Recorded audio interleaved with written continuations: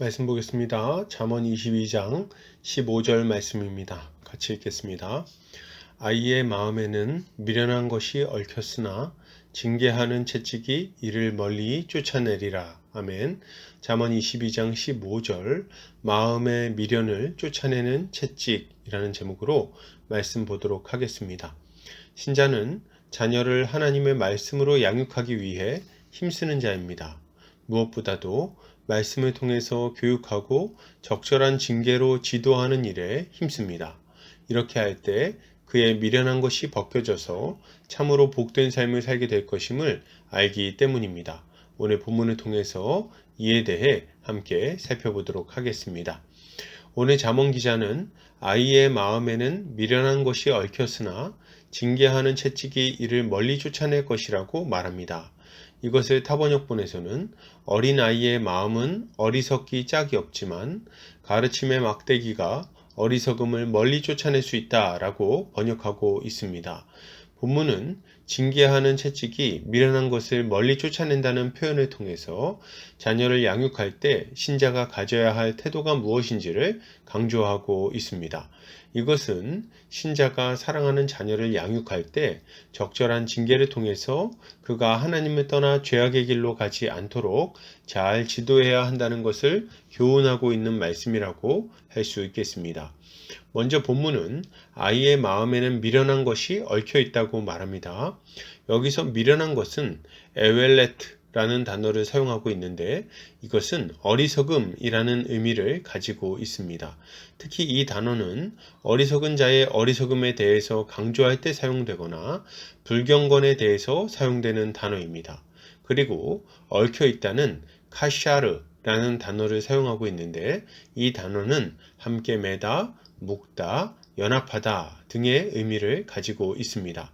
정리해 보면 아이의 마음에는 불경건함에서 오는 어리석음이 강력하게 자리하고 있다고 이야기하고 있는 거죠. 이것은 사람의 죄악된 본성을 생각해 볼 때 쉽게 이해가 되는 말입니다. 우리는 흔히 아이들을 볼 때 참 순수하고 천사 같다고 말하곤 하죠. 그러나 실상은 그렇지 않습니다. 모든 인류는 아담의 범죄 이후로 날 때부터 죄인으로 태어나서 죄 가운데 살아갑니다.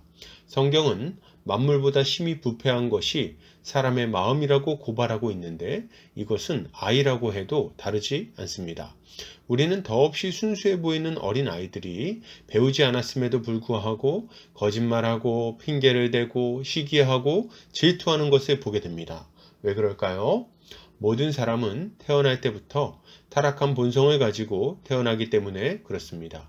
그러니 만약 아이를 아무런 교육 없이 자연스럽게 자라나도록 내버려 둔다면 그 아이는 자신의 죄된 본성을 따라 미련하고 어리석은 자로 자라나게 되는 것입니다. 그러면 어떻게 해야 될까요? 본문은 징계하는 채찍이 미련한 것을 멀리 쫓아낼 것이라고 말합니다. 여기서 징계는 무사르라는 단어를 사용하고 있는데 이 단어는 훈계, 징계, 교훈 등의 의미를 가지고 있습니다. 그리고 멀리 쫓아내다는 라하크라는 단어를 사용하고 있는데 이 단어는 멀리하다, 옮기다, 제거하다 등의 의미를 가지고 있어요.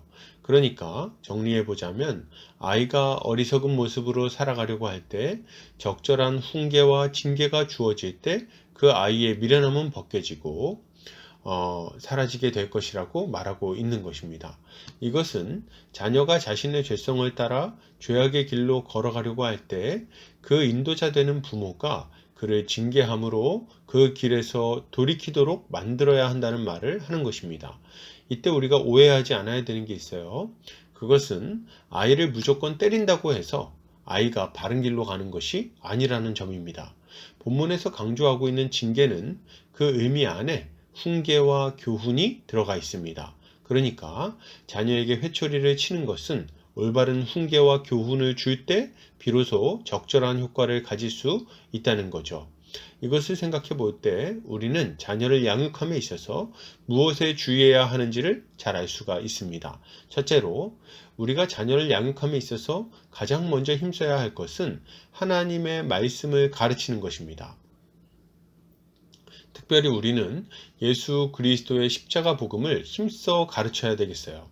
왜냐하면 우리가 하나님의 뜻대로 순종하는 삶을 살기 위해서는 예수 그리스도를 믿어 거듭나는 역사가 반드시 선행되어야 하기 때문입니다. 만약 이것이 제대로 이루어지지 않은 상태에서 자녀를 징계한다면 그것은 무익한 일이 될 것이 분명한 거예요. 둘째로 우리가 자녀를 징계할 때는 하나님의 법을 따라 분명한 기준을 제시해 주어야 한다는 점입니다. 많은 부모님들이 자녀를 징계할 때 기분에 따라서 혹은 그때그때 상황에 따라서 할 때가 많습니다. 그러나 우리는 징계의 기준을 잘 정해야 돼요. 그리고 자녀에게도 그 기준을 잘 알려줄 필요가 있습니다. 만약 그때그때 상황이나 기분에 따라서 자녀를 징계하곤 한다면 자녀는 무엇이 옳은 것인지에 대해 분명한 기준을 갖지 못하게 될 것이고 도리어 더욱 잘못된 길로 나아가게 될 것입니다. 우리는 하나님의 말씀을 기준으로 자녀에게 적절한 지도를 해야 하는 거죠. 그러므로 여러분, 이것을 생각할 때 우리는 어떤 모습을 좀 가져야 될까요? 먼저 우리는 자녀에게 예수 그리스도를 전하기를 힘써야 되겠습니다. 하나님의 은혜가 무엇인지, 믿음이 무엇인지, 믿을 때 어떤 일이 일어나는지, 또 믿는 자는 어떻게 살아가는지, 왜 그렇게 살아가야 하는지를 자세히 전하고 가르쳐야 됩니다.